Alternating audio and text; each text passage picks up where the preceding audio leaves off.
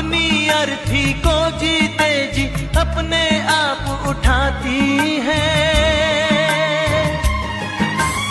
इसका कोई दोष नहीं पर भाग्य ही इसका फूटा है। कदम कदम पर इस अबला को हर रिश्ते ने लूटा है। हर रिश्ते ने लूटा है। सच पूछो तो नारी जीवन एक मेहंदी का बूटा है।